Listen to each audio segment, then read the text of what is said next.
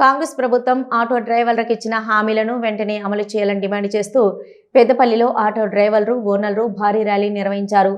Auto డ్రైవర్లు ఓనర్ల JAC ఆధ్వర్యంలో సుమారు 300 ఆటోలతో పెద్దపల్లి బస్టాండ్ నుంచి కలెక్టరేట్ వరకు ర్యాలీ చేపట్టారు. అనంతరం కలెక్టరేట్ ఎదుట బైఠాయించి ప్రభుత్వానికి వ్యతిరేకంగా నినాదాలు చేశారు. ఎన్నికల సమయంలో కాంగ్రెస్ పార్టీ ఇచ్చిన హామీలను అమలు చేయలేదని ఆటో జేఏసీ రాష్ట్ర అధ్యక్షుడు మంద రవి యాదవ్ ఆరోపించారు. మహాలక్ష్మి పథకం కారణంగా లక్షలాది మంది ఆటో డ్రైవర్లు ఉపాధి కోల్పోయారని, ప్రభుత్వం తమ సమస్యలను పరిష్కరించకపోతే ఈ నెల 24 నుంచి నిరవధిక ఆందోళన చేపడతామని హెచ్చరించారు.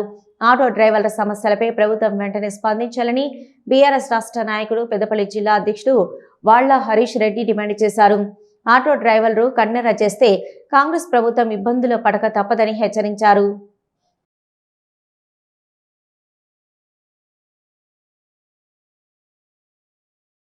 ఇక్కడ కలెక్టర్ గారికి ఈ రాష్ట్ర ప్రభుత్వం ఎన్నికల మేనిఫెస్టోలో ఆటో డ్రైవర్ల కోసం పొందుపరిచినటువంటి హామీలన్నింటినీ కూడా గుర్తు చేద్దామని చెప్పేసి ఒక మెమరాండం ఇద్దామని చెప్పేసి ఈ యాత్ర మొదలుపెట్టినాం. ఇక్కడ ఇలా వాస్తవంగా 2023 ఎన్నికలకు పూర్వం రేవంత్ రెడ్డి అన్ని వర్గాల ప్రజల్ని మోసం చేస్తూ ఆటో డ్రైవర్లను కూడా వాళ్ళ నెత్తి మీద శటకోపం పెట్టి మోసం చేసిండు.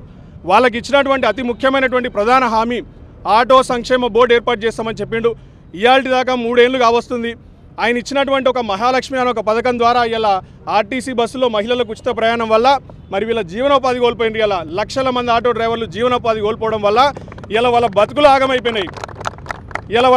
ఆగమైపోయినాయి. ఇయాల్టి దాకా కూడా స్టడీ సపోర్ట్ లేకుండా ముఖ్యమంత్రి గారు కనీసం ఆటో డ్రైవర్ల జేఏసీలను పిలిచి కూర్చోబెట్టి వాళ్ళకి ఇచ్చినటువంటి హామీ మీద మనం చర్చిద్దామని చెప్పేసి ఇయాల్టి దాకా చర్చలు జరపకపోవడం దుర్మార్గం, అరాచకం. ఇది ఇవాళ ఇంకొక అతి ముఖ్యమైనటువంటి హామీ ఏంది, ఏడాదికి 12,000 రూపాయలు ఇస్తా అన్నాడు ఆటో డ్రైవర్లకు. ఎందుకంటే మరి ఆటో డ్రైవర్లు ఆదాయం కోల్పోతారు కావచ్చు, బస్సులలో ఫ్రీ ఇస్తే అని చెప్పి ఏడాదికి 12,000 రూపాయలు ఇస్తా అన్నటువంటి రేవంత్ రెడ్డి ఇయాల్టి దాకా దాని మీద కనీసం ఒక ముచ్చట లేదు, మాట లేదు.